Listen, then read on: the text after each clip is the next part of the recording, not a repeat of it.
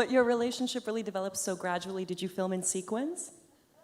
The story, was it filmed in sequence? Do you mean chronologically? No, not at all. We began with shooting all the exteriors, so all Brittany. And I feel like I'm saying Britney like Britney Spears. Each time I'm saying Britney, I'm like not saying it right. Well, homeland of Britney Spears. So as you can see, the exteriors go throughout all the film, and so at first they don't know each other, and then they have this passionate sequence on the beach. So it was actually not at all chronological, and we had to.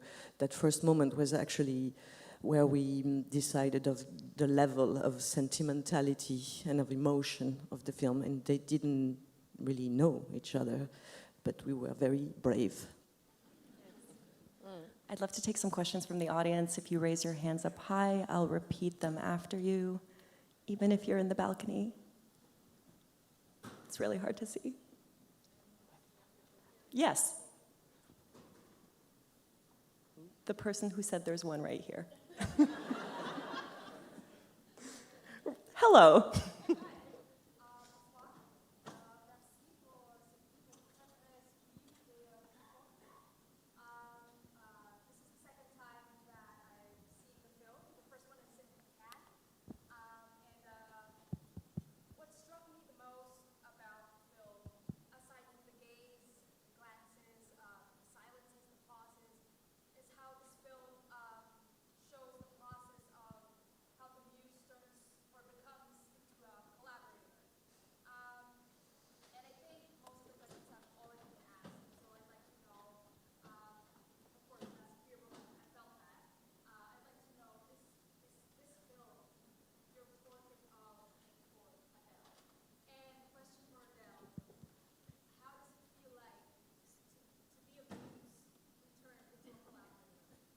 I've always been a collaborator, but... The question for Adele is, how does it feel to be a muse who turned into a collaborator? No, but I think it was first to Céline, the question, but...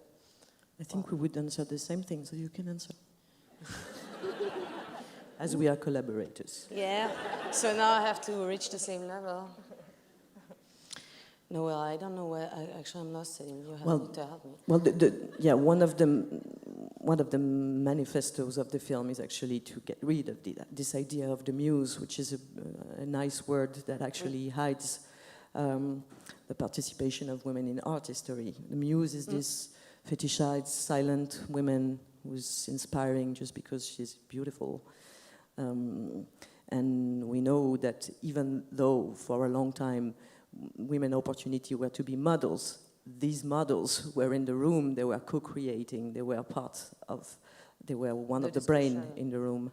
So, of course, the goal was to actually portray that and to make a love story with equality and a love dialogue and a creation dialogue with equality.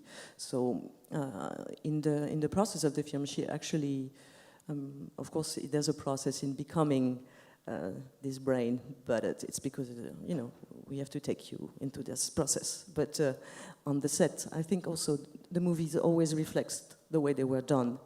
And the politic of the set was that there was no muse, and not only Adele, because the movie was written thinking of Adele in that part, but it was also written thinking about all these new collaborations, the DP, Noémie, of course, and the circulation of the brain. The set was quite cerebral. That's the project of how we do cinema and what we want to portray in cinema. Yes. Yeah. Well, yeah, no, I would just add that it's a way of thinking also of art that would not be just linked to fatality or in a vertical feeling, directly like from the artist to the great idea or to God or whatever it is. So it's just like how, because of this horizontality and this discussion, we are creating art layer after layer. So I don't know, I think it also has to do with this thing. I don't know, no? Oui. You seem to know. Yeah. Any hands in the balcony? Yes.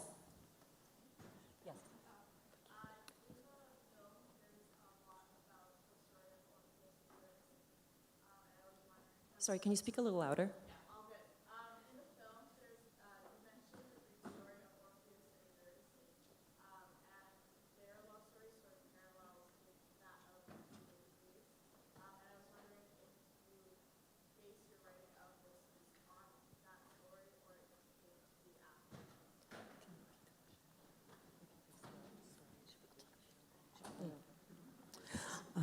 Actually, Orpheus was the last thing that came very late in the writing. I mean, it was the last thing that I crafted and wrote, the last idea that I had. That's why it ended the writing, actually.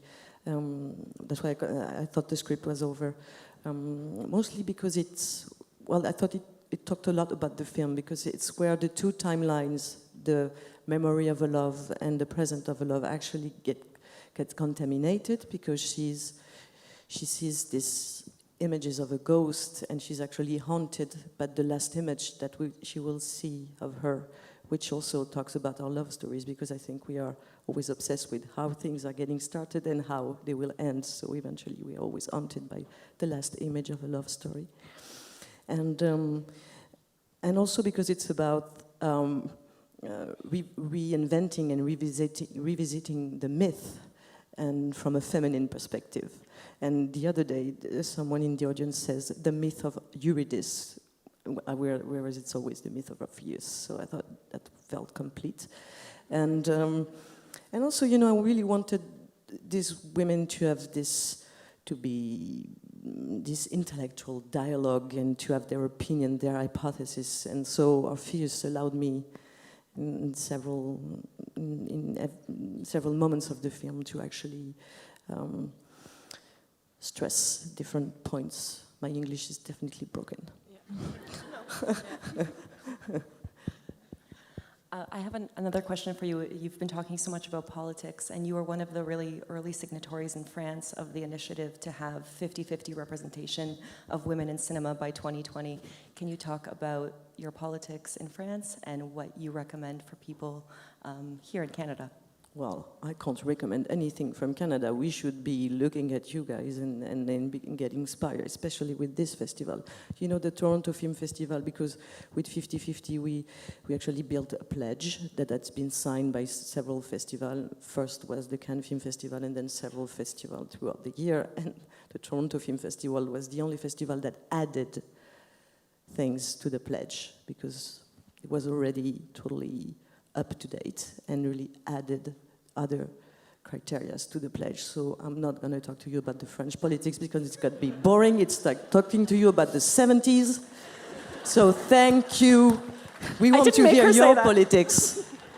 Listen, I want to thank all three of you so much for being here. This is, like I said, I think the most beautiful film of the year. I hope you can all tell your friends and family to see it. It's still showing 2 more times at the festival. Congratulations, and thank you for joining us. Thank you. And please vote.